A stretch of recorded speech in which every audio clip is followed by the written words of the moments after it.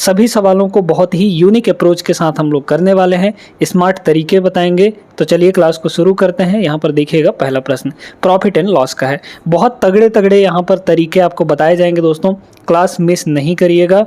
देखिएगा यहाँ पे बोला गया है P एक वस्तु को Q को 70% के प्रॉफिट पर बेचता है, Q उसी वस्तु को R को 67% के हानि पर बेचता है, यानी लॉस पर बेचता है। R ने वस्तु के लिए 3927 रुपये का भुगतान किया, तो P द्वारा वस्तु किस मूल्य पर खरीदी गई थी। ठीक है, बड़ा सिंपल सा इसको लगाने का तरीका।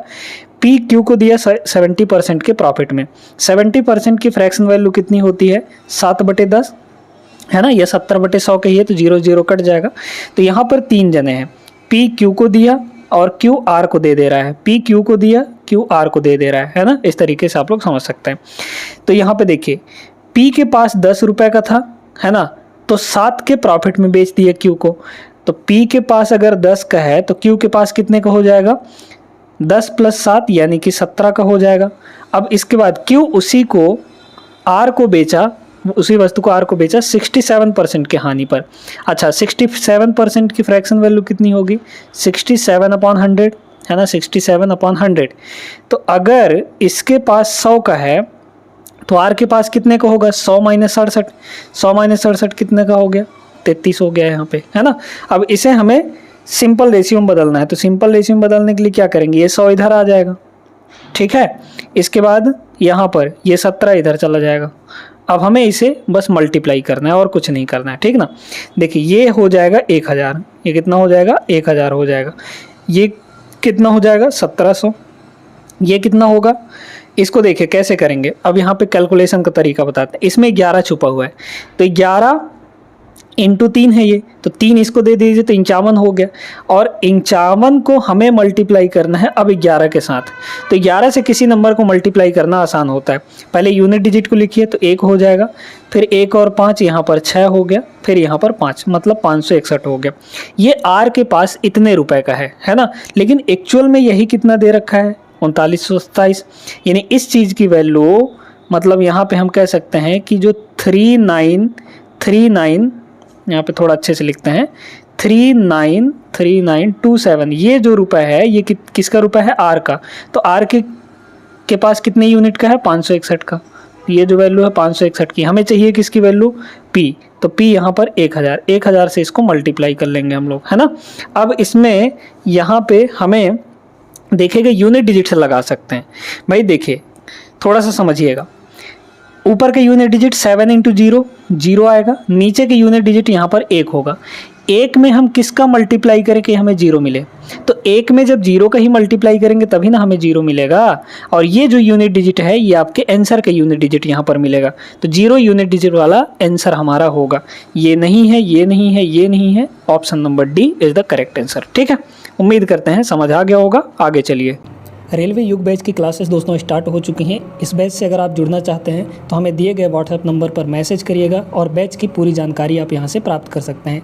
इस बैच के अंदर हम आपको रेलवे के सभी एग्जाम्स के लिए कंप्लीट मैथ्स पढ़ाने वाले हैं। बैच की फ़ीस सिर्फ और सिर्फ 99 रुपीज़ रखी गई है, तो जुड़िए और अपना मैथ्स कंप्लीट करिए। सेकंड क्वेश्चन देखिए, टाइम एंड वर्क का अल्टरनेट डेज वाला सवाल है ना। इसमें कह रहा है कि ए और बी जब प्रत्येक अकेले काम करते हैं तो ए काम को 20 दिन में और बी काम को यहाँ पे 25 दिन में पूरा कर सकते हैं। ठीक है भैया, तो ए जो है काम को करने में 20 दिन का समय लेता है अगर अकेले करेगा तो, और बी यहाँ पर 25 दिन का समय ले लेगा। ठीक है, दोनों का एलसीएम कितना होगा 100, 25 चौके 100, 20 पंचे 100। ठीक है, तो दोनों का यहाँ पर टोटल वर्क निकल जाएगा 100 यूनिट। 100/20 ये हो जाएगा 5 और 100/25 ये हो जाएगा 4। यानी एक दिन में ए जो है 5 यूनिट काम करता है और बी 4 यूनिट काम करता है एक दिन में। इनकी इफिशियंसी निकल गई। ठीक है, अब कह रहे हैं प्रत्येक वैकल्पिक दिनों में, वैकल्पिक दिनों का मतलब अल्टरनेट डेज पे एक एक दिन छोड़कर काम करते हैं जिसमें ए पहले दिन और बी दूसरे दिन काम करता है। ये बताइए पहले दिन कौन काम करेगा। पहले दिन काम करेगा ए, और ए एक दिन में काम कितना करता है 5 यूनिट, तो पहले दिन 5 यूनिट काम होगा। फिर इसके बाद दूसरे दिन कौन काम करेगा बी, तो बी कितना यूनिट काम करेगा 4 यूनिट काम करेगा। फिर इसके बाद तीसरे दिन फिर से ए काम करेगा, चौथे दिन फिर से बी काम करेगा। मतलब इन 2 दिनों के बीच में कितना यूनिट काम हो चुका है 2 दिनों के बीच में, 2 दिनों के बीच में यहाँ पर कितना यूनिट काम हुआ है? 9 यूनिट काम हुआ है। ये 2 दिनों के भीतर है ना? 2 दिन में 9 यूनिट काम हो चुका है। टोटल काम यहाँ पर बोला है पूरा करने में कितना समय लगेगा? 100 यूनिट काम करवाना है ना? तो यहाँ 9 यूनिट है। इस 9 को पहुँचाइए 100 के करीब। 100 के करीब पहुँचाएंगे तो क्या? 11 नहीं हो 99, मतलब 100 के करीब पहुँचना है। एग्जैक्ट टेबल तो जाएगा नहीं, तो इसमें 11 से मल्टीप्लाई करना पड़ेगा, तब 100 के करीब पहुंच जाएंगे। 11 नहीं हो 99, मतलब ये 99 काम हो जाएगा। और इधर कितना होगा? 11 से यहाँ भी मल्टीप्लाई, तो मतलब 22। तो 22 दिनों में 99 काम हो चुका है ना? अब अगले दिन मतलब कि 23वें दिन कौन काम करेगा? फिर से ए काम करेगा, है ना? फिर से ए काम करेगा। और ए एक दिन में कितना काम करता है? 5 यूनिट काम करता है। तो 5 यूनिट काम एक दिन में हो रहा है, ए करेगा तो ठीक है। लेकिन बचा काम कितना है? 99 काम तो हो चुका है 22 दिनों में। 100 काम टोटल थे, 100 में से 99 काम हो गया, तो मतलब एक काम और बचा हुआ है। तो अगर 5 काम एक दिन में हो रहा है तो एक काम कितने दिन में होगा? 1/5 दिन में, 1/5 दिन में हो जाएगा। तो टोटल कितने दिन लगे? 22 दिन यहाँ पर, 22 दिन यहाँ पर, और 1/5 दिन यहाँ पर, है ना? 1/5 दिन एक यूनिट काम को करने में लगा। तो टोटल यहाँ पर 22 सही 1/5 दिन का समय लग जाएगा दोस्तों। ये तरीका बेस्ट है। Option number first is the correct answer. Next चलिए देखते हैं अगला क्वेश्चन।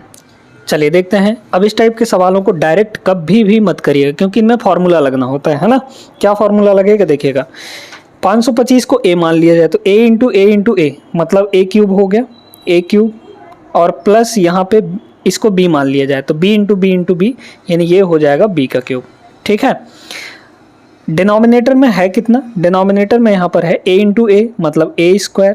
बहुत सिंपल सा प्रश्न होता है ये a इंटू बी है, और प्लस b इंटू बी है। ये 321 को हमने b माना है तो b का स्क्वायर हो जाएगा, और इनटू में यहाँ पर 1/1 इसको घटा लीजिए तो कितना आ जाएगा? 30, है ना? इसको घटाएंगे तो अच्छा 60 आ जाएगा। ठीक है। ये अब हमें इसकी वैल्यू चाहिए, तो ये सीधे सीधे आपका a प्लस बी है और कुछ भी नहीं है। ये वैल्यू a प्लस बी है। क्यों? कैसे?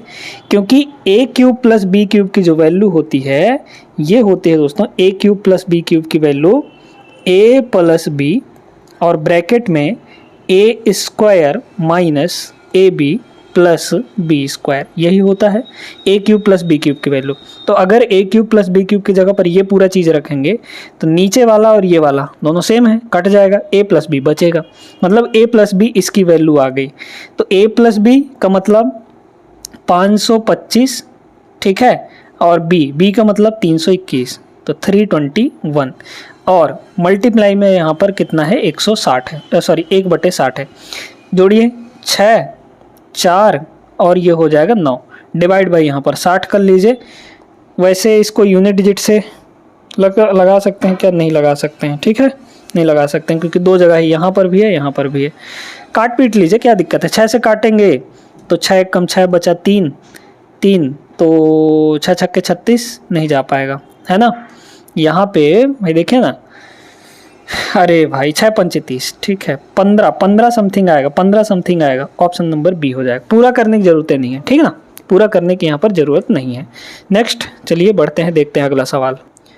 क्वेश्चन नंबर 4 देखते हैं। आपको माध्य दे रखा है, मतलब मीन दे रखा है, x की वैल्यू, x कहाँ है? यहाँ पर एक मिसिंग डाटा है, ठीक है। कैसे लगाएंगे? सबसे पहले xi निकालना पड़ेगा हमें। xi कैसे निकालेंगे? xi का कॉमन कैसे निकालेंगे? ये जो क्लास है इनके बीच वाला, 10 और 20 के बीच में 15 है ना, 15 आ गया। वैसे भी कैसे निकाला जाता है? इन दोनों को जोड़ के आधा कर देते हैं, 10 और 20, 30 का आधा 15, है ना, तो बीच वाला निकल जाएगा। फिर इसके बाद यहाँ पे देखिए 10 का गैप है ना, तो इसमें भी 10 बढ़ाते चलिए। 15 में 10 बढ़ाएंगे 25 आ जाएगा, 20 और 30 के बीच में 25 आता है बिल्कुल। यहाँ पे ये 35 हो जाएगा, यहाँ पे ये 45 हो जाएगा, 40 और 50 के बीच में, यहाँ पे हो जाएगा 55। अब हमें क्या करना है? माध्य का फार्मूला पता है ना, सिग्मा एफ एक्स, यानी एफ और एक्स को मल्टीप्लाई, ये फ्रीक्वेंसी है हमारा, फ्रीक्वेंसी मतलब एफ, ठीक है, मतलब इसको और इसको हमें मल्टीप्लाई करना है, ठीक है, और मल्टीप्लाई सबको करके जोड़ देना है, मल्टीप्लाई सबको करके जोड़ लेना है।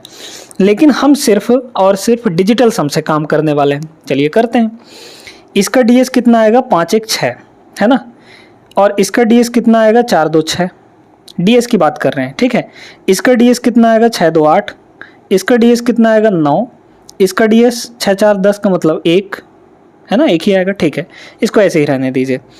चलिए डिजिटल सम निकालिए। इसका 6 है तो 6 को 6 से मल्टीप्लाई करेंगे, 6 छक्के 36, और 36 का मतलब 9 हो गया, प्लस प्लस क्योंकि हमें fx का सिग्मा लेना है, मतलब fx को जोड़ कर लेना है, ठीक है। यहाँ 7 होगा, 5 2 7, 7 8 56, 56 का मतलब 5 और 6 11, 11 का मतलब 2, यहाँ पे 2 हो गया, प्लस 5 3 8, 8 को जोड़ेंगे 9 8 72, मतलब मल्टीप्लाई करेंगे 8 9 72, 72 का मतलब 2 और 9 2 और 7 9 हो गया, प्लस यहाँ 45 का मतलब 9 9 1 कम 9, ये हो जाएगा 9, प्लस यहाँ देखिए 5 5 10 का मतलब 1, 1 का मल्टीप्लाई x से करेंगे तो x ही रहने दीजिए। डिनोमिनेटर में अब हमें इनका डिजिटल सम का सम लिखना है। ये 6 6 8 14, 9 को हटा सकते हैं, 9 को 0 मान लिया जाता है ना, क्योंकि 9 को जोड़ने ना जोड़ने से कोई फ़र्क नहीं पड़ता है।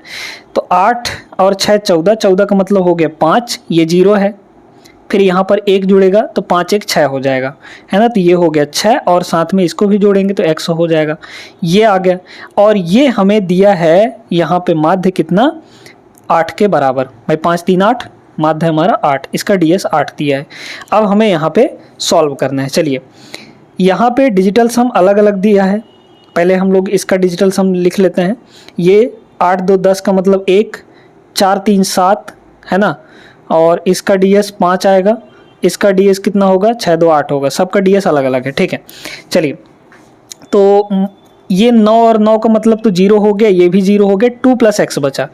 ऊपर है हमारे पास 2 + x बराबर 6 + x, इधर आ जाके मल्टीप्लाई होगा, तो 8 का मल्टीप्लाई दोनों से, 8 छक्के 48, 48 का मतलब हमें सिर्फ डिजिटल सम से काम है, 8 छक्के 48, 48 का मतलब 8 4 12, 12 का मतलब 1 और 2 3 आ जाएगा, प्लस यहाँ पे 8 × x होगा, ठीक ना।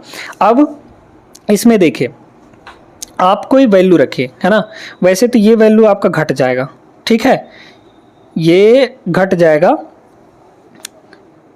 चलिए कोई दिक्कत नहीं है, अलग अलग ऑप्शन से चेक करते हैं, ठीक है।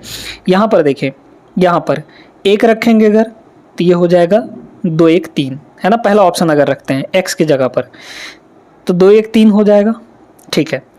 यहाँ 1 रखेंगे तो 8 1 कम 8, है ना, 8 1 कम 8, तो 8 और 3 11, 11 का मतलब 2 आ जाएगा। दोनों साइड बराबर नहीं हो रहा है क्या, बिल्कुल नहीं हो रहा है, मतलब पहला ऑप्शन नहीं होगा, ठीक है, पहला ऑप्शन नहीं होगा। दूसरे को चेक करिए, 7 रखते हैं तो 7 2 9 हो जाएगा, यहाँ 7 रखिए तो 7 8 56, 56 का मतलब हो गया 11, 11 का मतलब 2 हो जाएगा, तो ये हो गया 2, तो 2 और 3 5 आ जाएगा।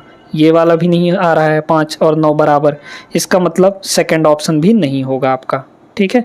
थर्ड ऑप्शन चेक करते हैं, 8 रखते हैं तो 8 2 10, 10 का मतलब 1 आ गया, इधर रखिए 8, 8 × 64, 64 का मतलब यहाँ पे हो जाएगा 6 4 10 का मतलब 1, तो ये 1 आ गया और ये 3 आ गया, तो टोटल मिला के 4 हो जाएगा। क्या 1 4 बराबर है, नहीं, ये भी नहीं होगा। एक ही ऑप्शन बचा है, इसको भी चेक कर लेते हैं हम लोग, यही होवे करेगा।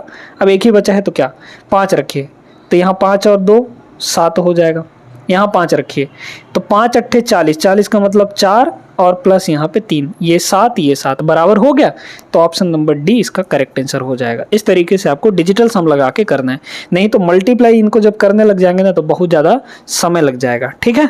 उम्मीद करते हैं क्लियर हो गया होगा डिजिटल सम से कैसे लगाना है इसको। आगे बढ़ते हैं नेक्स्ट पर। ये वाला तो अभी तक तीनों शिफ्ट में पूछा गया था सवाल, है ना, 16 मार्च वाले पेपर में, 17 मार्च में भी ये सवाल दिख ही गया। लगाना कैसे है सिंपल सा बता देते हैं। बोला गया कि साधारण ब्याज पर कितने प्रतिशत दर से कोई धनराशि 15 वर्षों में स्वयं की 5 गुनी हो जाएगी, है ना, स्वयं का 5 गुना, तो 1 रुपये जो है वो कितना गुना हो जाता है, 5 गुना, यानी कि 5 रुपये हो जाता है।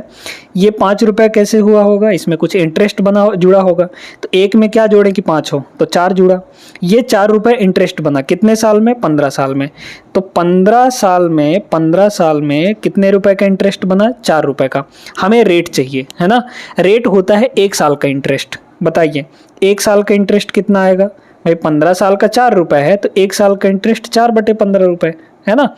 ये इंटरेस्ट है 1 साल का और यही हमारा रेट होता है, वो भी मूलधन पर। तो रेट हमारा क्या हो जाएगा, रेट यहाँ से बताइए 4/15 ये इंटरेस्ट हुआ किस पर, मूलधन पर। तो मूलधन डिवाइड बाई 1 करेंगे, और डिवाइड बाई 1 करने से कोई मतलब है नहीं, तो इसको परसेंट में अब सीधे सीधे बदल लीजिए, 100% से मल्टीप्लाई। अब इसे तोड़ा जा सकता है क्या, नहीं, बिल्कुल नहीं तोड़ा जा सकता, मतलब कि 0.2 पूर्णांक स्थानों तक आएगा। तो इसमें डीएस वगैरह मत लगाइएगा, जहाँ पे एक अप्रॉक्सीमेट वैल्यू दी रहती है वहाँ पे ना तो डिजिटल सम काम करता है ना ही यूनिट डिजिट काम करता है, ठीक है ना। इसको देखिए 5 से काटेंगे ये हो जाएगा आपका कितना 20, और 5 से काटेंगे तो ये हो जाएगा 3, मतलब 80/3 आएगा। 80/3 कितना होगा 26, ठीक है। इतने कितना हो जाएगा 26 पॉइंट समथिंग आएगा। Option number A correct answer रहा। आगे चलिए नेक्स्ट, आइए ये वाला क्वेश्चन देखते हैं। एक महिला ने 90 मिनट तक 20 मीटर पर मिनट की गति से और 66 मिनट तक यहाँ पे 72 मीटर पर मिनट की गति से यात्रा की। ये पिछले वाले शिफ्ट में भी पूछा गया था ये सवाल, है ना। पूरी यात्रा के लिए औसत गति क्या होगी, एवरेज स्पीड क्या होता है, total distance upon total time. और डिस्टेंस का फॉर्मूला क्या होता है, डिस्टेंस का फॉर्मूला होता है स्पीड इंटू टाइम। बताइए पहला डिस्टेंस कितना होगा, स्पीड 20 की 90 मिनट टाइम है, तो 20 इंटू 90 ये पहला डिस्टेंस हो गया, 20 इंटू 90 ये पहला डिस्टेंस, ठीक है। फिर दूसरा डिस्टेंस कितना है, क्योंकि हमें टोटल डिस्टेंस लिखना है, तो देखिए 72 की स्पीड और टाइम 66 मिनट तक, है ना। यहाँ पे बदलने की ज़रूरत नहीं है, क्यों, क्योंकि ये मिनट में है और ये भी मिनट में है ना, तो बदलने की ज़रूरत नहीं है। डिवाइड बाई ये हो गए total distance upon total time. यहाँ 90 मिनट, यहाँ 66 मिनट, 9 6 15 156 मिनट हो गया, टोटल 156 मिनट। अब हमें इसे सॉल्व करना है ना। यूनिट डिजिट लगाइए, कोई दिक्कत नहीं है ना। देखिए क्योंकि आपके ऑप्शन का यूनिट डिजिट हर जगह अलग अलग है। इसका यूनिट डिजिट 0, इसका 6 दूना 12, तो ऊपर आ जाएगा 2, भाई इसका 0 और इसका 2, तो 2 आ गया। नीचे की यूनिट डिजिट 6 है, तो यहाँ पे 6। अब हम 6 में क्या मल्टीप्लाई करें कि 2 मिले हमें यूनिट डिजिट में, तो 6 दूना 12 और 6 दूना 12, 6 दूना 12, 12 करेंगे 2 मिल जाएगा, या फिर 7, क्योंकि 6 7 42 का मतलब 2 होता है। तो या तो हमारे आंसर के यूनिट डिजिट 2 होगा या फिर 7 होगा। 7 वाला कहीं दिख नहीं रहा है, 2 वाला जरूर दिख रहा है, ऑप्शन नंबर डी हो जाएगा। इतना आसानी से करना है आपको, सिर्फ यूनिट डिजिट से, है ना। ये तो बड़ा सिंपल सा सवाल है डिविजिबिलिटी रूल का। 7 अंक की संख्या है हमारे पास, 4 से पूरी तरह विभाजित, तो ए का न्यूनतम मान मिनिमम वैल्यू ए का बताना है। यहाँ पर ए और 0 है। 4 का डिविजिबिलिटी रूल कहता है लास्ट के 2 अंक देखिए, है ना, लास्ट के दो अंक ए और 0 हैं, है ना। इसको 4 से डिवाइड करना है। अब बताइए एक, चूंकि एक डिजिट है तो डिजिट की मिनिमम वैल्यू हम क्या ले सकते हैं, 0, है ना। 0 से आगे तो बड़ा नहीं ले सकते हैं। यहाँ पे अगर 0 लेंगे तो 0 और 0 बन जाएगा और डिवाइड बाई 4 होगा। क्या 0 4 से कट जाता है, बिल्कुल कटता है भाई। 0 अगर है तो 4 से कटेगा ही कटेगा, है ना। तो इसका मतलब ए की मिनिमम वैल्यू हम क्या लिख सकते हैं, यहाँ पे 0 ले सकते हैं, है ना। तो 0 ऑप्शन नंबर सी हो जाएगा, ठीक है। ओरली बन जाता है ये सवाल, इसमें कुछ करने की जरूरत नहीं थी। ये बेहतरीन प्रश्न है ना। क्या बोला है, यदि cot a is equal to 3/4, cot का मतलब होता है बेस अपॉन परपेंडिकुलर, ये ना होता है। cos का मतलब क्या होता है, बेस अपॉन परपेंडिकुलर, ठीक है। और tan क्या होता है, परपेंडिकुलर अपॉन बेस, है ना, उल्टा होता है cot tan का। तो ये वैल्यू दी गई है आपको 3/4। अब ये बताइए, ये बेस 3 है, परपेंडिकुलर यहाँ पर आपका 4 है, तो हाइपोटेनस कितना बन जाएगा, 3 4 5, यानी ट्रिपलेट से आप समझ सकते हैं कि आपका हाइपोटेनस 5 होगा, या फिर वही पाइथागोरस थ्योरम लगा के भी निकाल सकते हैं। तो हाइपोटेनस हमारे पास मिल गया। अब हमें निकालना क्या है, sin 2a minus cos 3a। sin 2a का फॉर्मूला क्या होता है, 2 sin a, फॉर्मूला लिखे दे रहे हैं, 2 sin a cos a, ये होता है फॉर्मूला sin 2a का, माइनस cos 3a का फॉर्मूला होता है, cos 3a का फॉर्मूला होता है 4 cos cube a, 4 cos cube a और माइनस 3 cos a, है ना, 3 cos a, ये फॉर्मूला होता है। इसमें हमें रखना है और सॉल्व करना है। देखिए ये हो जाएगा 2, ठीक है। साइन a की वैल्यू कितनी होती है, साइन का वैल्यू होता है परपेंडिकुलर अपॉन हाइपोटेनस, तो 4/5 हो जाएगा, है ना। यहाँ पे हो गया 4 डिवाइड बाई 5, कॉस ए की वैल्यू बेस अपॉन हाइपोटेनस यानी कि 3/5 होगा, ये हो गया माइनस। इसको देखिए यहाँ पे 4 कॉस क्यूब, कॉस का क्यूब करना है, कॉस की वैल्यू ये है 3/5, इसका क्यूब करिए, 3 का क्यूब 27, डायरेक्ट रख रहे हैं, 5 का क्यूब 125 है ना, ये हो गया माइनस। यहाँ देखिए 3 इंटू कॉस की वैल्यू 3/5, 3 अपॉन यहाँ पर 5। अच्छा डिनोमिनेटर हमें सेम बनाना है, तो ये 5 है तो इसको 125 बनाइए, 125 बनाने के लिए 25 से मल्टीप्लाई, तो ऊपर भी हमें 25 से मल्टीप्लाई कर लेना है, ठीक है, ताकि डिनोमिनेटर सेम हो जाए। अच्छा इसका भी डिनोमिनेटर सेम कर लीजिए, यहाँ 5 5 है, 25 है ही, 5 से और मल्टीप्लाई करना है हमें, तो 5 ऊपर और यहाँ पर नीचे दोनों जगह मल्टीप्लाई कर लेंगे, ठीक है। अब हमें डिनोमिनेटर 125 मिल चुका है। अब देखिए ऊपर कितना होगा, यहाँ पे ये होगा कितना 3 दूना 6, या फिर आप ऐसे देखिए ना 4 तियाँ 12 और 2 पंचे 10, तो 12 और 10 120, ये हो गया 120 डिवाइड बाई 125 है ना, माइनस। अब इसको देखते हैं, ये 27 का 4 गुना है, 27 दूना 54 दूना 108, 108 डिवाइड बाई 125, क्योंकि दोनों का 125 है तो 125 हम नीचे लिख लेते हैं, 108 माइनस, इसको देखिए 25 नहीं हुए, 25 अट्ठे 200 और 25 नहीं हो 225, ये हो जाएगा 225, ठीक है। चलिए अब देखिए ये घटेगा तो माइनस में आएगा, और ये माइनस उस माइनस से जब मल्टीप्लाई होगा तो पॉजिटिव बना देगा, यानी ये हमारे पास बन गया 125 नीचे, ठीक है, और यहाँ हुआ 120 और ये बन जाएगा प्लस, क्योंकि ये वैल्यू नेगेटिव आएगी तो माइनस का मल्टीप्लाई माइनस से प्लस बन जाएगा। कितना आया ये 5 में 15 में 8 गए, ये हो जाएगा 7, यानी यूनिट डिजिट 7 वाला आंसर होगा ऑप्शन नंबर सी। सीधी सी बात है भाई, देखिए ना यहाँ 0 है यहाँ 7 है, तो 0 और 7 यहीं पे आ रहा है सिर्फ, ऊपर में यूनिट डिजिट, ठीक है, तो यही आपका करेक्ट आंसर हो जाएगा। आई होप सभी को समझ में आ गया होगा। आगे चलिए, मेंसुरेशन का ये बढ़िया प्रश्न है ना। एक आकार को पिघलाकर जब दूसरे आकार में बदला जाता है तो यहाँ पर कुछ कॉन्सेप्ट आपको ध्यान रखना पड़ता है। 24 सेंटीमीटर व्यास वाले तांबे के गोले को पिघलाकर, गोला है ठीक है, तांबे का गोला है, पिघलाकर 4 मिलीमीटर व्यास वाले तार में खींचा जाता है। अच्छा अगर गोले को पिघलाकर तार में खींचा गया है तो तार किस रूप में होता है, सिलेंडर के फॉर्म में, है ना। तार की लंबाई कितनी होगी, एक चीज़ ध्यान रखिएगा, जब भी एक आकार को पिघलाकर दूसरे आकार में बदला जाता है तो सब कुछ बदल जाएगा लेकिन वॉल्यूम नहीं बदलेगा, ठीक है, क्योंकि मटेरियल की क्वांटिटी उतनी ही रहेगी, और मटेरियल की क्वांटिटी जब उतनी ही रहेगी तो इसका मतलब वॉल्यूम बराबर होगा, ठीक है। तो खींचने से पहले का वॉल्यूम और पिघलाकर बदलने से बाद का वॉल्यूम दोनों को बराबर करना है, सिर्फ हमें यहाँ पे ये करना है।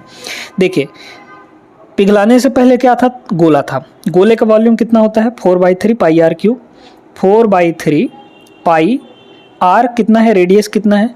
अच्छा डायमीटर यहाँ पे दिया है, व्यास का मतलब डायमीटर, डायमीटर अगर 24 सेंटीमीटर दिया है तो रेडियस क्या होगा आधा, है ना, यानी कि 12, तो 12 का यहाँ पर हो गया क्यूब। ये आ गया हमारे गोले का वॉल्यूम, यही किसके बराबर होगा, तार के वॉल्यूम के बराबर। चलिए तार हमारा सिलेंड्रिकल होता है ना, तार हमारा कैसा होता है, सिलेंड्रिकल होता है। अब इसमें इसका रेडियस हम लोग r मान लेते हैं, अच्छा दिया है ठीक है। इसका व्यास अगर 4 mm है तो रेडियस कितना होगा, रेडियस 2 mm होगा, 2 mm, और mm को सेंटीमीटर में बदलना है क्योंकि ये 12 सेंटीमीटर था, तो mm को सेंटीमीटर से बदलने के लिए 10 से डिवाइड करना पड़ता है, तो ये बन जाएगा हमारा सेंटीमीटर में, रेडियस मिल गया, ठीक है। अब हमें इसका क्या लिखना है, वॉल्यूम लिखना है। इसका वॉल्यूम होता है दोस्तों 2 पाई आर, नहीं हाँ ठीक है, नहीं पाई आर स्क्वायर इंटू एच होता है, ठीक है। तो पाई इंटू रेडियस का स्क्वायर, रेडियस कितना है 2/10 है ना, 2/10 इसका स्क्वायर इंटू हाइट, हाइट का मतलब ये लेंथ है ना, एल भी कह सकते हैं, कोई दिक्कत नहीं है। तो ये हो गया पाई आर स्क्वायर इंटू एल, ठीक है। अब हमें यहाँ से काट कूट के यही लेंथ तो निकालना था और तो कुछ करना नहीं था, है ना। कितना हो जाएगा बताइए, पाई से तो पाई पहले ख़त्म करिए, ये हटाइए, पाई की वैल्यू इसीलिए हमने नहीं रखा था। यहाँ पे कितना होगा 4/3, ये 12 का क्यूब मतलब 12 इंटू 12 इंटू 12, ठीक है, ये हो गया। अच्छा ये 2 का स्क्वायर, 4 नीचे आ जाएगा क्योंकि ऊपर मल्टीप्लाई में था, ये 10 का स्क्वायर नीचे था तो यहाँ ऊपर चला जाएगा मतलब 100 हो जाएगा, इज इक्वल टू लेंथ। यही आएगा, काट पीट लीजिए, 4 से 4 खत्म, 3 से ये 4 बार में खत्म, 12 का स्क्वायर इंटू 4, ठीक है, 12 का स्क्वायर इंटू 4, ये जो आएगा आपका ना सेंटीमीटर में आएगा, हमें मीटर में चाहिए। तो मीटर में बदलने के लिए क्या करते हैं, मीटर में बदलने के लिए अगर सेंटीमीटर को मीटर में बदलना है तो 100 से डिवाइड कर देते हैं, 100 से यहाँ पर डिवाइड कर लीजिए तो 100 से 100 और कट जाएगा। अब हमें बस इसको मल्टीप्लाई करना है, यूनिट डिजिट देख लीजिए, 2 दूना 4 चौके 16, यानी कि ये आ जाएगा, ठीक है। 12 का स्क्वायर 144, 144 का 4 गुना करेंगे तो यहाँ 576 आ जाएगा। एक सेकंड, 2 जगह है ना भाई, 6 यहाँ पर भी है, 6 यहाँ पर भी है, चलिए करना ही पड़ेगा। तो 12 का स्क्वायर 144, ठीक है, तो 144 मतलब 14 चौके 56, मतलब 56, 560 से ज़्यादा ही आएगा, ऑप्शन नंबर सी ही होगा, ये वाला नहीं होगा, ठीक है। 12 इंटू 4 करेंगे तो यही चीज़ आएगा 576। क्लियर है, कैसे कैलकुलेशन करना है ये बस आप सीखिए। आगे चलिए नेक्स्ट पर। क्वाड्रेटिक इक्वेशन का ये बड़ा बढ़िया प्रश्न है, कह रहा है कि यदि अल्फ़ा इसका एक ठो रूट है, मतलब x का एक ठो वैल्यू इसमें से अल्फ़ा आ रहा है, तो दूसरा रूट क्या होगा। बड़ा सिंपल सा तरीका है इसका निकालने का, देखिएगा यहाँ पे पहले इसको ओपन करिए, क्वाड्रेटिक इक्वेशन में बदलिए, 2x की मल्टीप्लाई 2x से तो 4x स्क्वायर, और 2x की मल्टीप्लाई 1 से तो 2x हो जाएगा, ये +1 इधर है तो माइनस आ जाएगा, इज इक्वल टू 0 बन गया। ये a है, ये b है, ये c है, ठीक ना, ax square plus bx plus c, यही ना होता है, ठीक। अब इसमें एक ठो रूट अल्फ़ा है, दूसरा रूट हम लोग मान लेते हैं कि बीटा है ना। अब कॉन्सेप्ट ये पढ़े होंगे कि alpha plus beta minus B upon A होता है, यानी sum of roots minus B upon A होता है, और प्रोडक्ट ऑफ रूट्स जो है वो सी अपॉन ए होता है। तो ये वाला फार्मूला लगा लीजिए, देखिए इन दोनों को मल्टीप्लाई कितना आएगा हमारे पास, सी अपॉन ए, सी कितना है -1 अपॉन ए कितना है 4, बस हमें बीटा चाहिए था, इसको नीचे ले जाएंगे तो बीटा की वैल्यू कितनी आ गई, बीटा की वैल्यू आ गई -1/4 into alpha, -1/4 alpha, option number C. Simple सा यहाँ पे कॉन्सेप्ट लगता, बस ये फार्मूला ये कॉन्सेप्ट आपको पता होता तो। नेक्स्ट चलिए देखते हैं, ये बड़ा तगड़ा सवाल है, थोड़ा कैलकुलेटिव होता है लेकिन दिमाग लगाएंगे तो कैलकुलेटिव नहीं लगेगा, है ना। ए में 12 सदस्य हैं, ठीक है, ए में 12 लोग हैं, बी में 73 लोग हैं और सी में 80 लोग हैं। पर हेड खर्चा ए के लोगों का पर हेड खर्चा 184 रुपया, है ना, ए के लोगों का पर हेड खर्चा 184 रुपया, बी के लोगों का 234 रुपये, है ना, 234 रुपये, और सी के लोगों का पर हेड खर्चा 390 रुपया है, ठीक ना।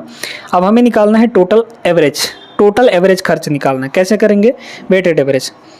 12 लोग पर हेड 184 रुपया खर्चा कर रहे हैं, तो टोटल यहाँ से मल्टीप्लाई करने पे आएगा, इनका भी टोटल मल्टीप्लाई करने पे आएगा, इनका भी टोटल मल्टीप्लाई करने पे आएगा, है ना। हम यहाँ पे कह रहे हैं कि भाई आप डीएस लगाइए ना, डिजिटल सम लगाइए। पहले ऑप्शन का डीएस देख लीजिए, 5 3 8 आएगा इसका डीएस, 6 3 ये 9 होगा इसका डीएस, 3 1 4 1 5 इसका डीएस 5 हो जाएगा, 8 3 11 का मतलब 2 हो जाएगा इसका डीएस। हर एक का डीएस अलग अलग आ रहा है तो आप डीएस लगाइए। क्या करना है देखिए, मल्टीप्लाई करेंगे और डीएस लगाते चलेंगे। डीएस में एक चीज़ ये है कि जहाँ 9 हो जाता है उसको ख़त्म करिए, 8 1 9 ख़त्म हो गया, ठीक है, 8 1 9 ख़त्म हो गया। ये देखिए 3 है, 2 1 3, तो 3 चौके 12, यही ना होगा। मैं देखिए 3 इंटू 4, क्योंकि यहाँ पे सिर्फ 4 बचा है, तो 3 चौके 12, 12 का मतलब 3 आया डीएस। यहाँ देखिए 7 3 10 का मतलब 1, इसका डीएस कितना आएगा, 4 3 7 2 9, 9 का मतलब 0, या फिर 9 लिख लीजिए, ठीक है, 9 लिख लीजिए, तो 9 1 कम 9 आ जाएगा, इसका डीएस 9 आ गया, या फिर 0 भी लिख सकते हैं, कोई दिक्कत नहीं है ना, क्योंकि 9 खत्म हो जाता है, 9 का मतलब आप 0 समझिए, चलिए 0 कर लेते हैं, कोई दिक्कत नहीं, तो 1 इंटू 0 0 आ जाएगा, ठीक है, तो इसका डीएस 0 आ गया टोटल मल्टीप्लाई करने के बाद। यहाँ 8 है, 8 0 8 आएगा, यहाँ कितना होगा, 9 खत्म तो 3, 8 3 24, 24 का मतलब 6। अब इन सभी के मल्टीप्लाई को हमें जोड़ना है क्योंकि टोटल खर्चा चाहिए हमें, तो 3 प्लस 0 प्लस 6 कितना आएगा, 9 के बराबर, डिवाइड बाई। अब क्या करना है हमें यहाँ पे जितने टोटल मेंबर है, क्योंकि हमें एवरेज चाहिए, तो टोटल खर्चा divide by total number of members. Total number of members कितने होंगे, ये डीएस 3 है, तो 3 1 4 और 8 12, 12 का मतलब हो गया 3, है ना। इस तरीके से कैलकुलेशन आपको करना है भाई। देखिए ना, 3 इसका ds 1 तो 4, 4 और 8 12, 12 का मतलब 1 और 2 3। ठीक है, अब हम इसमें ये जो हमारा आएगा वो आंसर आएगा। ठीक है, तो 9 की वैल्यू कितनी होगी, आंसर इंटू 3, आंसर इंटू 3। अब आंसर में देखें, आंसर में हम क्या रखें, कौन सा ds रखें कि 3 से मल्टीप्लाई करने पे हमें 9 दे दें। चलिए 8 रखते हैं, पहला ds 8 रखेंगे तो 8 3 24, 24 का मतलब 6 आएगा, 9 नहीं मिलेगा हमें, ये ऑप्शन नहीं होगा। यहाँ देखिए 9 रखते हैं, है ना, इसका ds 9 आया है, तो 9 इंटू 3 27, 27 का मतलब 2 और 7 9 आ गया, ऑप्शन नंबर बी करेक्ट होगा। आगे भी चेक करिए, ये 5 है तो 5 रखिए, 5 इंटू 3 15, 15 का मतलब 6 आएगा, 1 और 5 6 आएगा, 9 चाहिए हमें, ये भी नहीं होगा। इसके बाद इसको देखिए 2 है ना, तो 2 इंटू 3 6 आएगा, ये भी नहीं हो पाएगा, जबकि हमें 9 चाहिए, तो ऑप्शन नंबर डी भी यहाँ पर खारिज हो गया। एक ही ऑप्शन है, option number B is the correct answer. Digital sum और यूनिट डिजिट और डिविजिबिलिटी रूल, ये आपके कैलकुलेशन में 4 चांद लगा देते हैं दोस्तों, है ना, तो इनको अच्छे से सीख लीजिए, तभी आपका नैया पार हो पाएगा, नहीं तो कैलकुलेशन करते करते तो भाई थक जाएंगे आप लोग, है ना, और टाइम भी नहीं हो पाएगा आपका मैनेज। पहला सवाल रेशियो एंड प्रपोर्शन का है। 7770 को ए बी सी डी में इस तरह विभाजित किया जाता है कि ए और बी के बीच का रेशियो, बी और सी के बीच का रेशियो, सी और डी के बीच का रेशियो अनुपात दिया गया है 2 3 4 5 और 6 7 का। ए का हिस्सा कितना होगा, है ना। यहाँ पर देखिए 4 लोग हैं, ए है, बी है, सी है और डी है।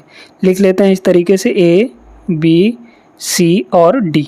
ठीक है, ए और बी का रेशियो कितना है 2 3 का, तो यहाँ लिखेंगे 2, यहाँ लिखेंगे 3। ठीक है, एक एक चीज़ ध्यान से देखते जाइए। फिर इसके बाद बी और सी का 4 और 5 है, तो बी का 4 है, सी का 5 है यहाँ पे। फिर बोला गया सी और डी का 6 7 है, तो सी का 6 है और डी का 7 है। अब इसको एक सिंगल रेशियो में कन्वर्ट करना है, मतलब ए बी सी तीनों का रेशियो हमें चाहिए। कैसे निकालते हैं देखते जाइए। यहाँ पर सबसे पहले आप इनको एक्सटेंड करिए, मतलब बढ़ाइए आगे। इस 3 को जितने आगे इसके खाली हों उनमें रख दीजिए, तो 3 को यहाँ भी रख देंगे और 3 को यहाँ भी रख देंगे। इस 5 को इसके आगे जो भी खाली है वहाँ पर रख दीजिए, तो 5 यहाँ पर हो गया। इस 4 के पहले जो भी खाली है उसमें रख दीजिए 4 को।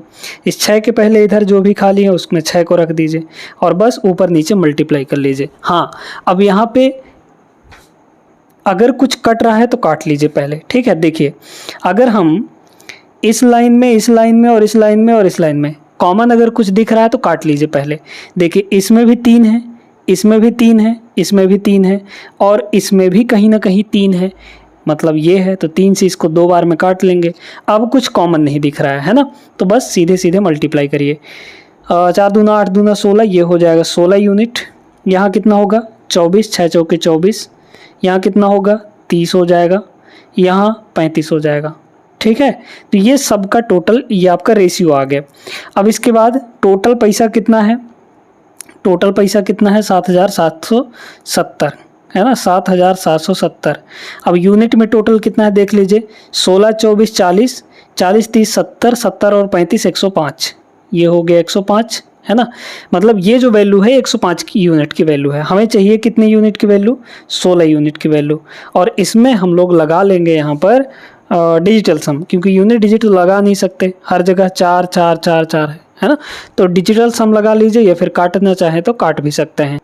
पहले यहाँ पर कुछ काट लीजिए, है ना, कौन डिजिटल सम लगाने जाए, सीधे सीधे काटिए ना। देखिए यहाँ पर अगर हम लोग काटें तो 7 से ऊपर वाला डायरेक्टली कटते हुए दिख रहा है ना, ये भी 7 से कट जाएगा, तो 15 7 105। इसको 7 से काटेंगे 1 1 1 और 0 आ जाएगा, कट गया। अब 15 से इसको ऊपर वाले को डायरेक्टली काट लीजिए, या फिर पहले 3 से फिर इसके बाद 5 से काट लीजिए, कोई दिक्कत नहीं है इसमें भी, यहाँ पर कोई दिक्कत नहीं है। चलिए पहले 3 से काट लेते हैं, तो ये कट गया। 3 से ऊपर वाले को काटेंगे, तो 3 से ऊपर वाले को काटेंगे कितना हो जाएगा, अच्छा 3 से काट रहे हैं ना भाई, तो यहाँ नीचे 5 आएगा। ठीक है, नीचे यहाँ पर 5 आएगा, तो 3 से ऊपर वाले को काटिए, 3 3 हो जाएगा 9, है ना। फिर बचा आपका यहाँ पर 2, तो 3 7 21 मतलब 370, और डिवाइड में यहाँ पर 5 है और मल्टीप्लाई में यहाँ पर 16 है। अब 5 से काट लीजिए, 5 से काटेंगे तो 5 7 35, बचा 2, 5 चौके 20, 74 गुणे हमें 16 करना है, तो 16 चौके 64, बचा 6 और 16 7 112, है ना, और कितना हो जाएगा यहाँ पर 6 बचा था ना, तो 16 7 112, 6 18 मतलब 118, तो 1184 आ जाएगा। Option number B correct answer रहा। ठीक है, नेक्स्ट क्वेश्चन आगे देखते हैं। दूसरा क्वेश्चन ये रहा आपके सामने। दो नल एक टंकी को 4 घंटे और 27 घंटे में भर सकते हैं। एक तीसरा नल है, इसे 27 घंटे में खाली कर सकता है। यदि उन सभी को एक साथ खोल दिया जाए तो खाली टंकी का 1/4 भाग भरने में कितना समय लगेगा? 1 घंटे लग जाएगा। ठीक है, इसका कॉन्सेप्ट भी हम आपको बताते हैं, सुनते जाइए। यहाँ पर देखिए कि भाई दो नल एक टंकी को, पहला नल 4 घंटे में भर रहा है और दूसरा नल यहाँ पर 27 घंटे में भर सकता है पूरे नल को। ठीक है, एक तीसरा नल है जो इसे 27 घंटे में खाली भी कर सकता है ना। मतलब एक जो इसका यहाँ पर एफिशिएंसी आएगा दूसरे नल का, वही तीसरे नल का भी होगा, लेकिन ये जितना भरेगा ये इतना खाली कर देगा, क्योंकि दोनों का टाइम बराबर है यहाँ पर पूरी टंकी को खाली करने में और भरने में, है ना। तो जितना ये भरेगा उतना ये खाली कर देगा। ठीक है, तो भरेगा कौन? सिर्फ यहाँ पर ये, और ये 4 घंटे में भर रहा है। ठीक है, तो अब यहाँ पर 1/4 हमें भरना है। 1/4 मतलब अगर पूरी टंकी को 4 घंटे में भरने में लगाता है तो जो भी रहा होगा टंकी का कैपेसिटी उसका 1/4 करिए, तो 1/4 मतलब टाइम का भी 1/4 हो जाएगा, तो 4 घंटे का 1/4 करेंगे, 1 घंटे लगेगा भरने में। ठीक है ना, तो ऑप्शन नंबर सी हो जाएगा। और वैसे बेसिक से अगर आप लगाना चाहें तो कैसे लगाएंगे? देखिए, पहली टंकी 4 घंटे में भर रहा है, दूसरी टंकी 27 घंटे में भर रहा है, तीसरी टंकी 27 घंटे में खाली कर रहा है। तीनों का एलसीएम ले लीजिए, 4 और 27 एलसीएम कितना आएगा? 27 चौक 27 दूना 52, 104 आ जाएगा, सॉरी 108 आ जाएगा। 27 दूना 54, हाँ ठीक है 108। 108 बटे 4 करेंगे 27, 108 बटे 27 करेंगे 4, इफिशियंसी 108 बटे 27 करेंगे 4, लेकिन इसकी इफिशियंसी माइनस में होगी। अब तीनों एक साथ मिलकर काम कर रहे हैं, बताइए तीनों एक साथ मिलकर काम करेंगे तो 27 4 31, 31 माइनस 4 फिर से 27 आ गया, तो यहाँ पर 27 यूनिट ही भराएगा 1 घंटे में। ठीक है, ओवरऑल भरना कितना है? 108, इसका कितना 1/4 मतलब 1/4 डिवाइड बाई कितना 27 कर देंगे, तो ये हमारे पास टाइम निकल कर आ जाएगा। ये कटेगा 27 और 27/27 यहाँ पर 1 आ जाएगा। तो ये लॉजिकली इस तरीके से लगाना है आपको, लेकिन यहीं से देखकर आप पता लगा सकते हैं कि कितना टाइम लगने वाला है। नेक्स्ट क्वेश्चन देखिए अगला, थर्ड क्वेश्चन देखिए यहाँ पे, 1 से 63 तक सभी प्राकृत संख्याओं का औसत क्या होगा? सभी प्राकृत संख्या है ना, कहाँ से कहाँ तक? 1 से लेकर 63 तक, तो 1 2 3 और एंड सो ऑन कहाँ तक? 63 तक। इन सभी का हमें योग चाहिए, है ना।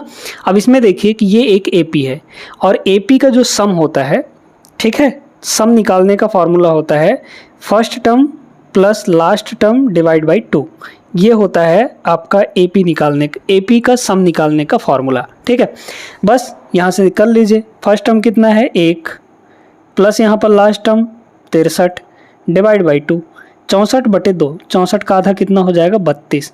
तो 32 इसका करेक्ट आंसर ओरली बन जाता है ये सवाल, ऑप्शन नंबर सी। ठीक है ना, नेक्स्ट चलिए आगे। चलिए इसे देखिए, बेईमान दुकानदार वाला सवाल है। एक दुकानदार अपने माल को 25% की हानि पर बेचने का दावा करता है, लेकिन गलत बाट का उपयोग करता है और 70% का लाभ प्राप्त कर लेता है। 1 किलोग्राम के स्थान पर वह वास्तव में जिस वजन का उपयोग करता है वह कितना है? ठीक ना, देखिए लगाने का तरीका एक ही है, सीपी और एसपी का रेशियो बनाना होता है। 25% की लॉस, 25% की फ्रैक्शन वैल्यू कितनी होती है? 1/4। मतलब यहाँ पे अगर हम सीपी लिखें और यहाँ पे एसपी लिखें तो 4 का खरीदा 1 के लॉस पे बेचा, 4 का खरीदा 1 के लॉस पे यानी कि 3 में बेचेगा। ठीक है, इसके बाद गलत बाट का उपयोग करता है, 1 किलोग्राम के स्थान पर कितना वास्तव में वजन उपयोग कर रहा है। ठीक है, अब अगर वो गलत बाट का प्रयोग करता है तो आपको थोड़ी बताएगा, है ना, आपसे तो 1 किलोग्राम का ही पैसा लेगा वो, अगर 1 किलो तौल के दे रहा है तो, है ना। तो अगर आपसे 1 किलोग्राम का पैसा ले रहा है तो वो जो 1 किलोग्राम है वो सेलिंग प्राइस होगा उसके लिए, है ना। तो यहाँ पर 1 किलोग्राम के जगह पर सेलिंग प्राइस लिखेंगे हम लोग, 1 किलोग्राम मतलब 1000 ग्राम, और इसके जगह पे जितना वो एक्चुअल में देगा, जितना वो एक्चुअल में सामान आपको देगा, क्योंकि वजन तो कम है ना, वो आपका एसपी में जाएगा, तो इसको मान लेते हैं एक्स, ये हमें नहीं पता है। और ऐसा करने से उसको ओवरऑल कितने % का लाभ प्राप्त हुआ? 70% का। 70% लाभ का मतलब 7/10 70% यानी 7/10, यानी 10 के सामान को 17 में बेच रहा है एक्चुअल में वो। ठीक है, अब इसे सॉल्व करना है। देखिए इन दोनों की मल्टीप्लाई और इन दोनों की मल्टीप्लाई का रेशियो इन दोनों के बराबर होगा। ठीक है, इन दोनों के रेशियो के बराबर। तो हम यहाँ से कह सकते हैं कि जो 4x है और 3 × 100 3000, ये जो होगा ये किसके बराबर होगा, 10/17, मतलब 10/17 इसके बराबर। काटा पीटी करना है, आपको आंसर निकाल लेना है। ठीक है, 4 से कट जाएगा क्या, या फिर चलिए काट लेते हैं, 2 से काट लेते हैं इसको, है ना। 2 से इसको काटेंगे तो ये हो जाएगा 15,000, है ना, सॉरी 1500, और 2 से ये कट जाएगा 5, है ना। तो x की वैल्यू यहाँ से कितनी आ गई, अब तो कुछ कट नहीं रहा, तो 15 × 5 = 7500, है ना, 7500 और डिवाइड बाई 17 यहाँ पे, यही इसी को डिवाइड करना है हमें। और इसमें डिजिटल सम वगैरह कुछ लगा नहीं सकते क्योंकि अप्रॉक्सीमेट वैल्यू पूछा गया है ना, तो ऐसे केस में नहीं लगाया जाता है, ना ही यूनिट डिजिट लगा सकते हैं। करना पड़ेगा 17 चौके 68, तो 7 बचा 70 हो गया, फिर 17 चौके 68 बचा 2 तो 20 हो गया, 17 एकम 17, 441 कुछ आएगा, 441 ऑप्शन नंबर बी में है, ये करेक्ट हो जाएगा। लगाने का सबसे स्मार्ट तरीका है ये, है ना। आगे चलिए नेक्स्ट, अगला क्वेश्चन देखते हैं। यहाँ पे ये डिस्काउंट का सवाल है, ये बढ़िया सवाल है ना, वाकई में ये अच्छा सवाल है। एक व्यक्ति ने एक वस्तु को उसके अंकित मूल्य पर पहले D% का छूट देकर और फिर उसी नाम मात्र मतलब उसी मूल्य की दूसरी छूट देकर 132 रुपये में फाइनली बेच देता है। ठीक है, तो पहले D% का डिस्काउंट दिया, फिर जितना का वो डिस्काउंट आया उतने ही रुपए का फिर से डिस्काउंट दे दिया, है ना, उतने ही रुपए का फिर से डिस्काउंट दे दिया। तो मतलब सेम वैल्यू का 2 बार डिस्काउंट दिया, वो सक्सेसिव डिस्काउंट नहीं दे रहा है, वैल्यू का डिस्काउंट दे रहा है ना। तो इसके बाद बोला गया कि यदि वस्तु का अंकित मूल्य 880 रुपये है तो यहाँ पर डी का मान क्या होगा, देखते जाइए, बड़े ध्यान से आपको समझना है। 880 रुपया यहाँ पर उसका मार्क्ड प्राइस था। ठीक है, पहला डिस्काउंट वो देता है मान लीजिए x रुपए का, हम ये D% में नहीं लिख रहे हैं, वैल्यू में लिख रहे हैं। ठीक है, x रुपए का डिस्काउंट देता है पहला, फिर इसके बाद दूसरा भी डिस्काउंट देगा x रुपए का, दोनों वैल्यू सेम है। तो बिक कितने में गया, यहाँ पे 132 रुपये में। तो यहाँ से अगर हम पूछें कि माइनस 2x हो जाएगा, तो ये 2x की वैल्यू कितनी आ गई, 80 में से 32 घटाइए तो कितना हो जाएगा 8, और यहाँ पे भाई यहाँ पर कितना हो जाएगा 7 बचा ना, 7 में से 3 गया 4, और ये हो जाएगा 8 में से 1 गया 7, 748। तो x की वैल्यू कितनी आ गई, काट लीजिए इसको, 37 और 4, 374 रुपये का एक ठो डिस्काउंट आया। और यही एक ठो डिस्काउंट हमें परसेंटेज में बताना है कितने % का डिस्काउंट हुआ। तो डिस्काउंट एक्चुअल में है कितना, 374 रुपये का। किस पर देखा जाता है डिस्काउंट, मार्क्ड प्राइस पर। मार्क्ड प्राइस कितना है यहाँ पे 880, तो 880, बस इसी को परसेंटेज में चेंज कर लीजिए, आपका आंसर आ जाएगा। ठीक है, काट लेंगे, 0 से 0 खत्म हो जाएगा, 4 से काटे क्या, 4 से 2 से ये कट जाएगा, फिर यहाँ पर 11 से कट रहा है क्या, 4 3 7, हाँ बिल्कुल कट रहा है, 11 से काट लीजिए एक बार, तो 11 8 88 और 11 से इसको काटेंगे, 11 3 33, 11 4 44। अब 2 से काट लीजिए, है ना, या फिर आप इसको ऐसे ही रहने दीजिए, 2 से काट लेंगे तो सिंपल हो जाएगा, ये बन जाएगा 4 और ये बन जाएगा 17, तो 17 × 10 170/4 आएगा, 170/4 आएगा। करिए, आधा आधा कर लीजिए 2 बार, है ना, तो 85, 170 का आधा 85, फिर 85 का आधा 42.5, मतलब ये 42.5 आ जाएगा। तो 42.5 इतने % का डिस्काउंट होगा, और यही आपसे पूछा गया था, option number A with be the right answer. आगे चलिए नेक्स्ट पर, इसमें आपको इसका माध्यिका निकालना है ना, ये क्लास इंटरवल वाला नहीं है, ठीक ना, क्लास इंटरवल वाला नहीं है। तो क्या है समझते जाइए। सबसे पहले यहाँ पे क्यूमुलेटिव फ्रीक्वेंसी निकालेंगे, CF निकालिए, चलिए CF है ना, नीचे निकाल लेते हैं। सबसे पहले इसको लिखेंगे 8, फिर इसको जोड़ते जाएंगे, तो 10 8 18, ठीक है, 18 और 11 ये हो जाएगा 29, 29 और 16 तो 9 6 15 45, ठीक है, 45 और 20 ये हो जाएगा आपका 65, 65 और 25 5 5 10 90, 90 और 15 105, 105 और 9 9 5 14 114, 114 और 6 120, तो 120 ये टोटल हुआ आपका फ्रीक्वेंसी, इन सभी को सम करेंगे तो 120 ही आएगा। ये हुआ n का वैल्यू, हमें n/2 चाहिए होता है, तो n/2 कितना होगा, 120 का आधा करेंगे 60 आ जाएगा, है ना। अब देखिए हमें यहाँ पर 60 से जस्ट आगे वाला क्यूमुलेटिव फ्रीक्वेंसी ढूंढना है, तो 60 से जस्ट आगे वाला ये रहा हमारा 65, है ना। तो यही वाला आपका हो जाएगा आपका माध्यिका, ठीक है, कौन सा, ये वैल्यू, ठीक ना, यही आपका माध्यिका होगा, ऑप्शन नंबर डी हो जाएगा। वैसे अगर ये क्लास इंटरवल में दिया रहता 10 से 20, 20 से 30, 30 से 40 इस तरीके से दिया रहता तो फिर उसके लिए फॉर्मूला लगाया जाता है, ठीक है, समझ में आ गया। आगे चलिए नेक्स्ट पर। परसेंटेज का एक लाजवाब प्रश्न है। एक गांव की जनसंख्या 2,90,000 थी। पहले वर्ष में इसमें 10% बढ़ा और दूसरे वर्ष में 20% बढ़ा। 2 वर्ष बाद इसकी जनसंख्या कितनी होगी, या तो सक्सेसिव लगा लीजिए या फिर डायरेक्टली एक लाइन में आंसर निकालिए। कैसे, देखते जाइएगा। यहाँ पे अगर देखा जाए तो जनसंख्या हमारी थी कितनी, 2,90,000, है ना, 290 फिर इसके बाद 30, ये शुरुआती जनसंख्या थी। 10% बढ़ा, 10% की फ्रैक्शन वैल्यू 1/10 होती है ना, तो 10 पर 1 बढ़ जाएगा, तो संख्या जो है 10 पर 1 बढ़ेगा तो 11 हो जाएगा। फिर इसके बाद अगले साल 20% बढ़ा, 20% की फ्रैक्शन वैल्यू 1/5 होती है, तो 5 से वैल्यू 6 हो जाएगी, 1 बढ़ेगा तो, है ना, 5 से वैल्यू यहाँ पर 6 हो जाएगी। बस इसे हमें काटना पीटना है। देखिए ये ख़त्म हो जाएगा, 5 यहाँ कहीं ना कहीं कट जाएगा क्योंकि इसमें है 1000 मल्टीप्लाई हुआ है तो 5 कट जाएगा, ठीक है। अब यहाँ पर 6 है तो 6 का मल्टीपल ढूंढिए, है ना, सॉरी 11 है तो 11 का मल्टीपल ढूंढ लीजिए। 11 का मल्टीपल वही आएगा जो 11 के रूल को फॉलो करेगा।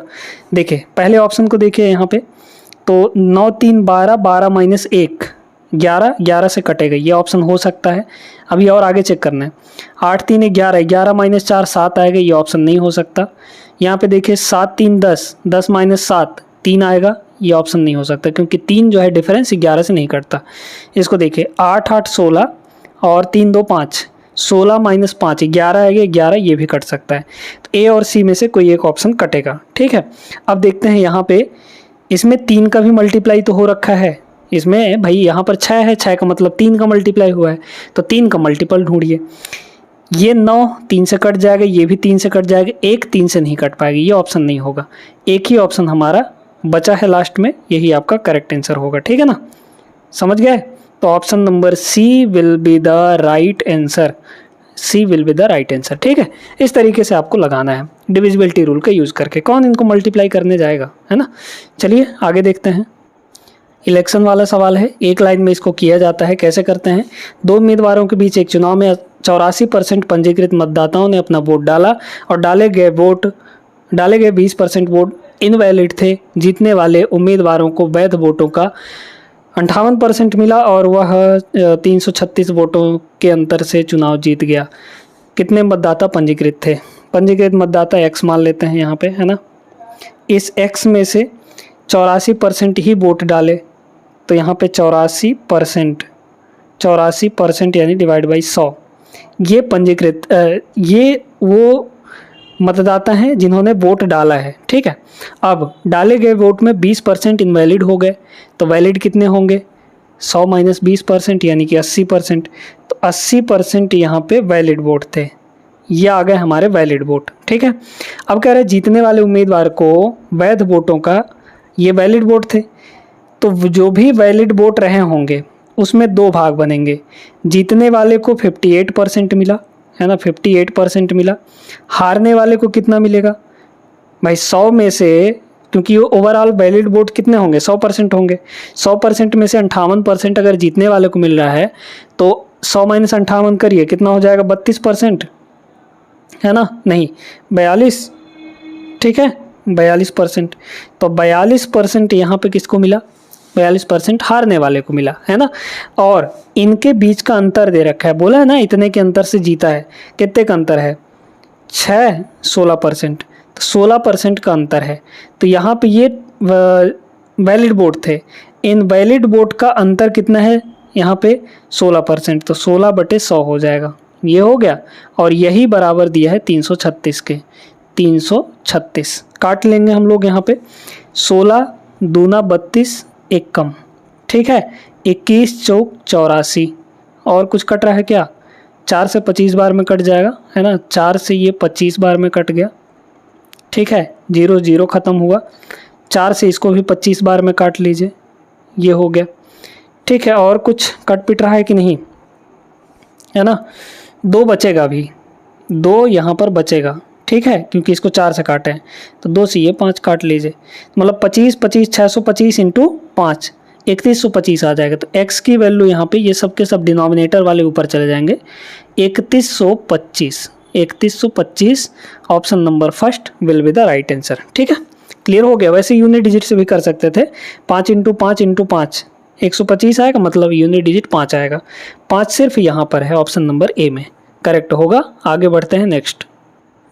एलसीएम एंड एचसीएफ का बहुत बेहतरीन प्रश्न है। 2 संख्याएं हैं, x और y का प्रोडक्ट आपको दे रखा है, x और y का HCF 13 दे रखा है। जब भी आपको HCF दे दे तो आप संख्याएं कुछ ना कुछ मान लीजिए। जैसे 13 दिया है तो हम लोग यहाँ पे एक संख्या मान सकते हैं 13A और दूसरी संख्या मान सकते हैं 13B, ठीक है, ये अगर HCF दिया है तो। अब कह रहे हैं इन दोनों का मल्टीप्लाई जो प्रोडक्ट है वो कितना है, 6760 है, ठीक है। 13 से सबको काट लीजिए, 13 से दोनों कटेंगे नहीं, 13 से 2 बार काटना पड़ेगा ना। 13 से इसको काटिए, 13 पचे 65 बचा 2, 13 दूना 26 कट जाएगा। 13 से कटेगा तो 13 चौके 52 यानी कि 40। तो a इंटू बी की जो वैल्यू है वो कितनी आ गई, 40। एक बात का और ध्यान रखना है कि a और b यहाँ पर को प्राइम नंबर है। को प्राइम का मतलब a और b में कुछ भी कॉमन नहीं होना चाहिए, ठीक है। तो अब ऐसे 2 वैल्यू सेलेक्ट करिए कि मल्टीप्लाई करने पे 40 हो, लेकिन उन दोनों नंबर के बीच में कुछ कॉमन नहीं होना चाहिए, ठीक। तो एक तो हम लोग देख सकते हैं कि 1 इंटू 40 ये हो जाएगा, 1 इंटू यहाँ पर 40 ये हो सकता है 40। 2 इंटू 20 नहीं हो सकता क्योंकि 2 और 20 में 2 कॉमन होता है भाई। 2 इंटू 20 करेंगे ना 40 तो ये भी होगा, लेकिन 2 और 20 में क्या कॉमन है, 2 कॉमन है तो नहीं ले सकते उसको, कॉमन नहीं चाहिए हमें। फिर 3 से तो कटता नहीं है ये 40। 4 से 4 इंटू 10, 4 इंटू 10 में 4 इंटू 10 में 2 कॉमन होता है। फिर इसके बाद 5 और 8 ले सकते हैं, 5 इंटू 8। फिर इसके बाद आगे जाएंगे तो 6 से नहीं कटेगा, 7 से नहीं कटेगा, 8 से कटेगा, तो 8 इंटू 5, लेकिन 5 इंटू 8 तो हम ले लिए हैं, तो दोबारा क्यों लेना है ना। फिर रिपीट होने लगेगा उधर। तो बस यही 2 पेयर हमारे बनेंगे, 2 पेयर होगा option number B correct answer. Question number 10 देखते हैं। यदि ए बी सी तीनों का अनुपात दिया है 3 4 और 5, यहाँ पे दिया गया है 2a minus 3b plus 4c बराबर 56 है। c का मान हमें निकालना है, ठीक है। देखिए a की वैल्यू 3, b की वैल्यू 4, c की वैल्यू 5 रखिए। यहाँ रखेंगे 3, ये हो जाएगा 3 दूना 6 माइनस b का वैल्यू 4 है तो 4 3 ये हो जाएगा 12 माइनस c की वैल्यू 5 है सॉरी प्लस, तो यहाँ हो जाएगा 20। 20 है 26 माइनस 12 या फिर 20 माइनस 6 है ना भाई, ये माइनस 6 आ जाएगा तो 20 माइनस 6 14। 14 यूनिट की जो वैल्यू है वो कितनी दी गई है यहाँ पे, 56 के बराबर, 56 के बराबर है ना 14 यूनिट की वैल्यू। हमने क्योंकि रेशियो वैल्यू रखी थी तो ये यूनिट में आएगा, है ना। तो मतलब 1 की वैल्यू कितनी हो जाएगी, 14 चौके 56 यानी कि 4। सी कितना है, 5 यूनिट है, तो 5 की वैल्यू कितनी होगी 20, है ना। 1 की वैल्यू 4 तो 5 की value 20। Option number A is the correct answer, ठीक है।